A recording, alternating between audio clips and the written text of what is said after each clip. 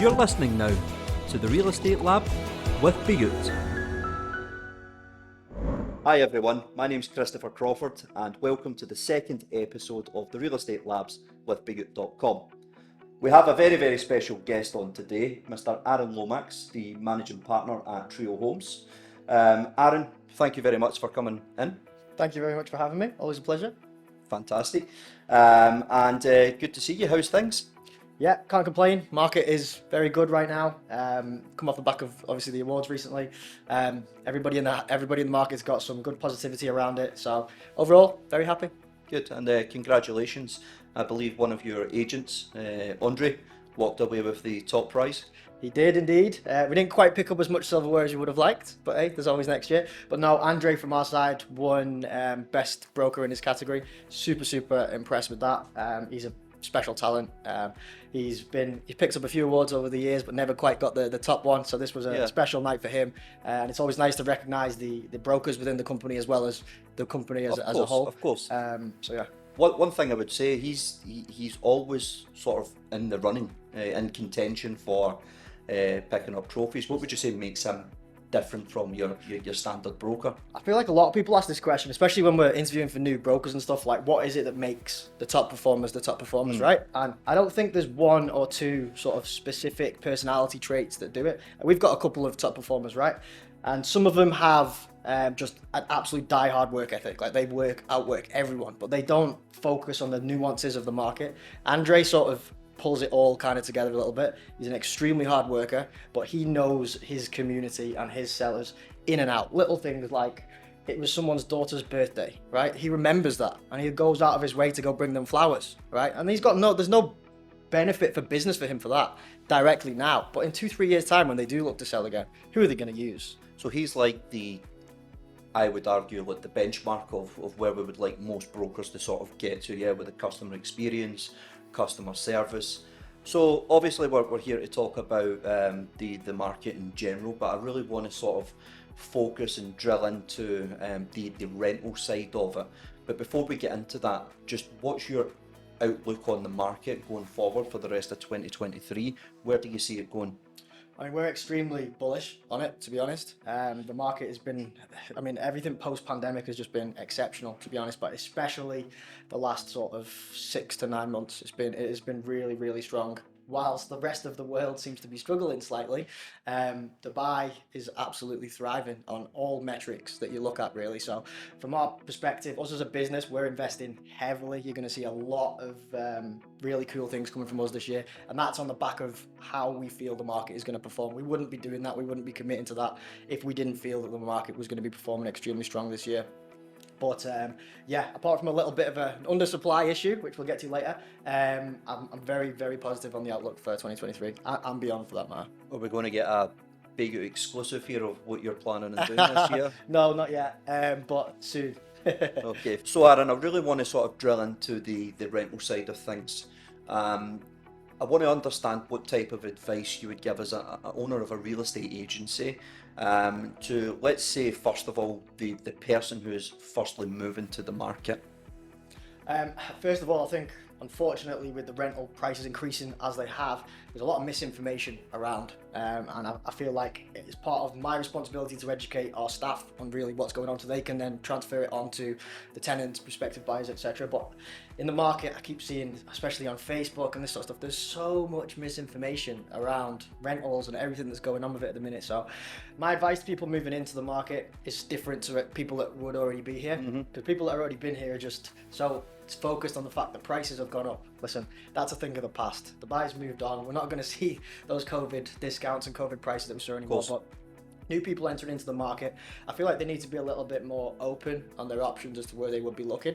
I feel like there's a lot of new communities. It's difficult for people to come into Dubai that don't know anywhere about Dubai. What areas is right for them? What communities do they look at? I think they need to look at their personal circumstances. Are they family? Are they a young professional? Are they bachelors?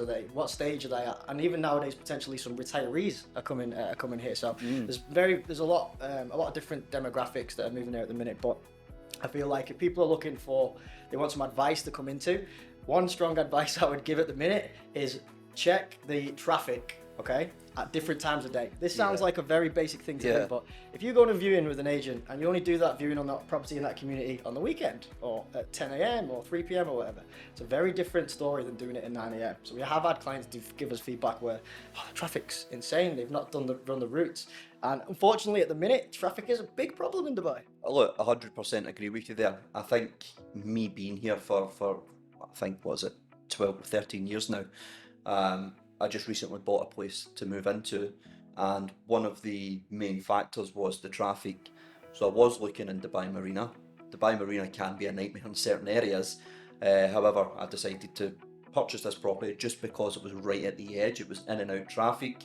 And that was one of my major concerns. So for someone moving here, I can understand that is probably, it sounds probably a little bit stupid, but it's great it's advice. it's great advice, and it's a very, very important thing to consider when looking at staying, whether it's short term or long term. Exactly. So obviously we try and support people making that decision, and obviously being a tech company, how can we solve that problem for people through tech? And we came out with Search 2.0. Have you had an opportunity to look at that product? Yeah, I mean, I would urge people to play with the features, to actually check the times of day that people are doing it. Because again, if you do it in the middle of the day, it's going to show 20 minutes when it could be 45 minutes and longer. But no, Search 2.0 is a great feature. We actively encourage clients to use it at different times of day as well, and at the different places in their life that they travel to, tennis club or whatever it is that they go. So yeah, great feature. So Aaron, a really sort of hot question, which we receive from a lot of end users, is with regards to the rules and regulations of being a tenant. How much can the landlord put the prices up? Do you have any advice for people? So this is probably the number one question flying around right now, just due to obviously how fast the rents are increasing. Landlords have been hit, from 2018 onwards. The landlords have struggled a little bit. The rents have been down. Now they see it as their time to capitalise to some extent, right? Which is fair, normal market dynamics. However, there's again misinformation surrounding what exactly can and can't a landlord do. Now, technically speaking, it's all as per the RERA rental index. Okay. However, the RERA rental index is quite basic in a lot of regards. It's based on the number of bedrooms. So 1, 2, 3 bedrooms. Okay. So if you take Dubai Marina, for instance, okay, you're very familiar with Dubai Marina. So we can have a 1 bedroom in Dubai Marina at 60,000 dirhams, or we can have it at almost 200,000 dirhams in some cases, right? So that doesn't give a true benchmark for, you can't paint the same brush with all 1 bedrooms in the marina with the same price point. It doesn't. Different views, furnished. Yeah. Exactly. So it's not 100% fit for purpose. The idea is amazing, and it does help a lot of tenants, but fundamentally it's not truly fit for purpose. There needs to be more dynamics, which is a very hard thing to do. So there's something called, based on that, the maximum a landlord can increase is 20%. Okay, and for that to be the case, the current price that you are paying has to be less than 40% of the current market rate. Okay, then they can increase by 20%. Technically, or legally, as per the rental index, the maximum a landlord can increase in any given year is 20%. However, there's now something called a rental valuation that the landlord can do, which again, this is very shrouded, no one really knows what's going on. So I don't want to give you an exact answer, because our PM team, property management team, have been to RERA, and it's very vague. So I don't want to give you exact advice, but we have seen instances where rents have gone from 100,000 to 150,000 based on this. See, look, this is something which very recently I've been made aware of. I had never heard of this, the valuation process from RERA, probably up until maybe a year ago. Correct. Is when I first started hearing about it.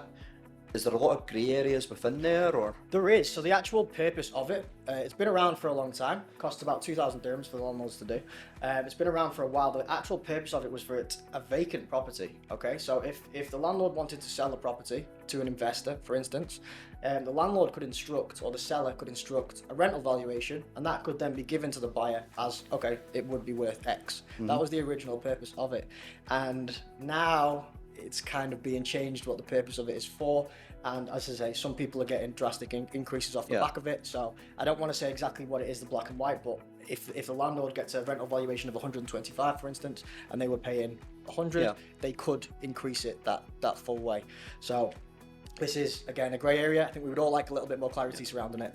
Yeah, hopefully in the near future we'll have a bit more transparency 100%. on it, and maybe it's a subject we can pick up on another time further down the line.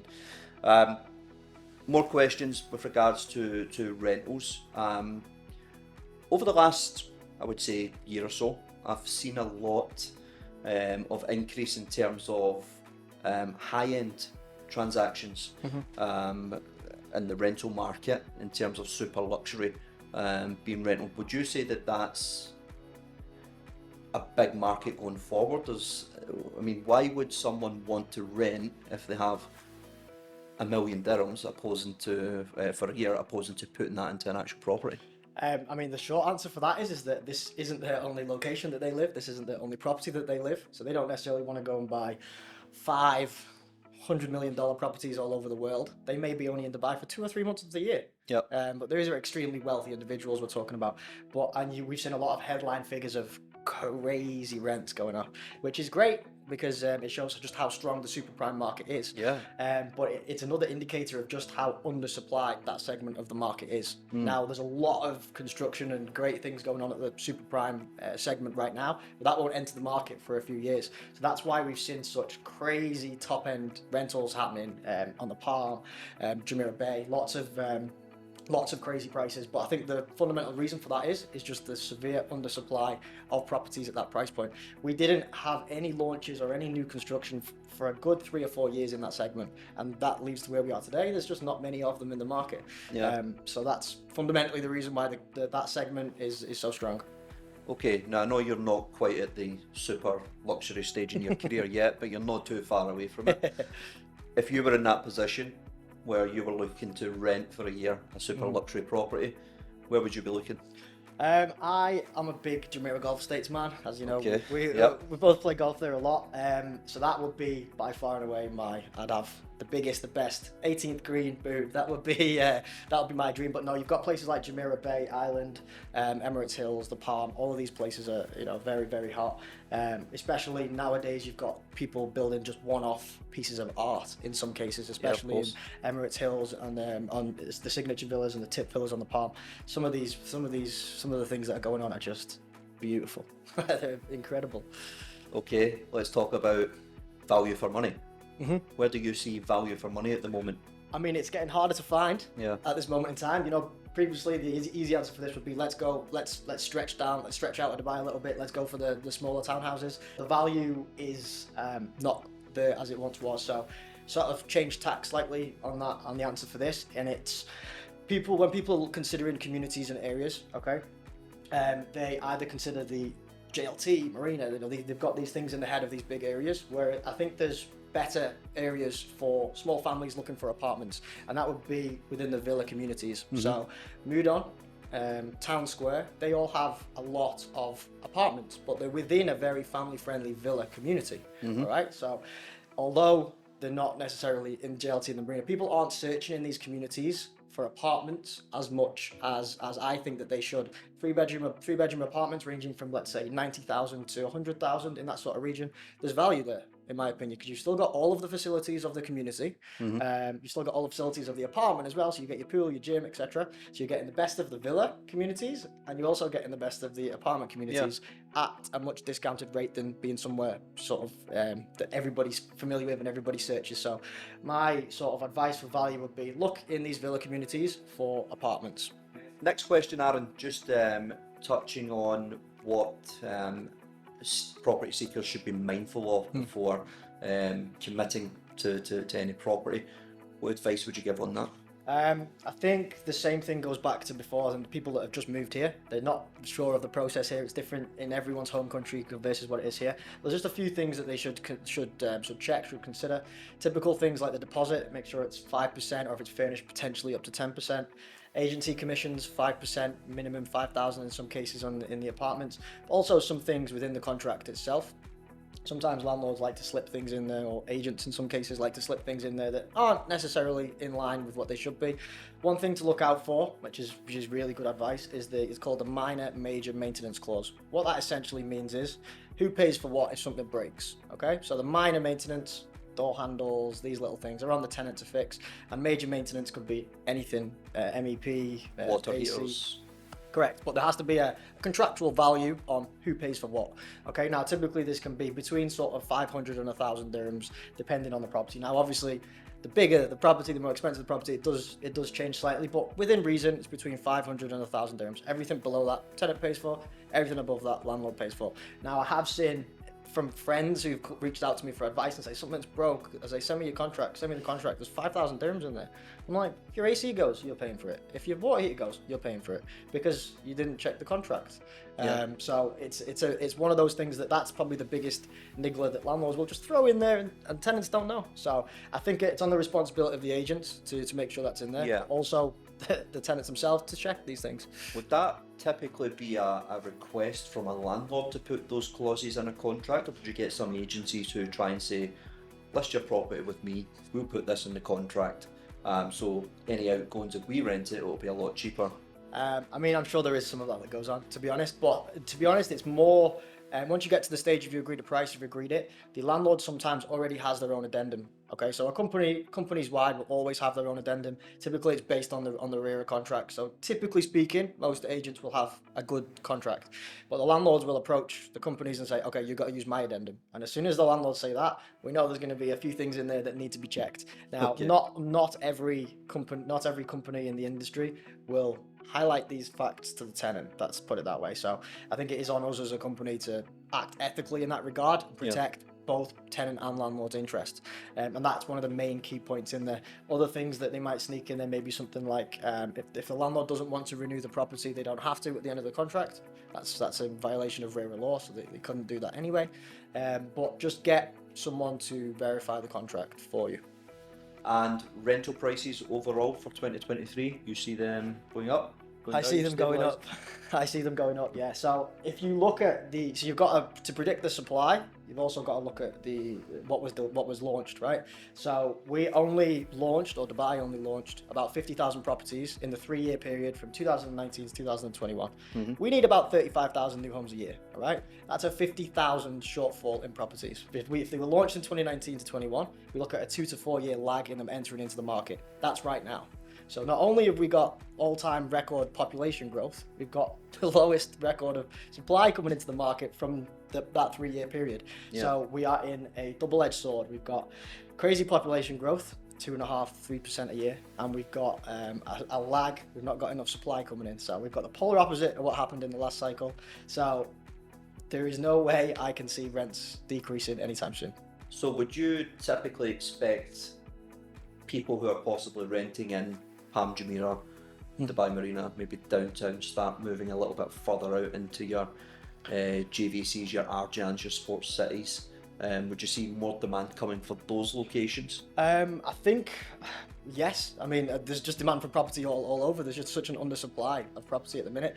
I think the people that are in those prime communities will probably just jostle between the prime communities. They might find more value in a certain building in Palm or vice versa. If they're in those communities, they like to be in those communities. The only reason they would leave is maybe they want a villa in the suburbs. They have the kids, they want the pool or whatever it may be. Just a different stage in their life. But I feel like we will see young families, small families, they're the ones that are going to be affected most by the rental price increases, because to enter the villa market now, a 3-bedroom is starting at 120, 130, which for some people is not attainable anymore. It's not the 70, 80,000 it once was. So I think we'll start seeing small families, young families being in apartments as opposed to villas. I think that's the segment that may be hit hardest, if you will. But there is still value, and there's still a lot of supply coming in the villas and townhouses over the next year or two. So hopefully it won't carry on going too crazy. But for investors, it's definitely a great time to capitalise on the rents. Correct. Well, Aaron, thank you very, very much for coming in. Hopefully the end users at home have found it educational, informative, and you've taken some insights away. If there is any other topics or any other questions which you would like for us to discuss, please feel free to drop a comment below, and we'd be more than happy to answer them for you. Thank you for joining. You're listening now to the Real Estate Lab with Bayut.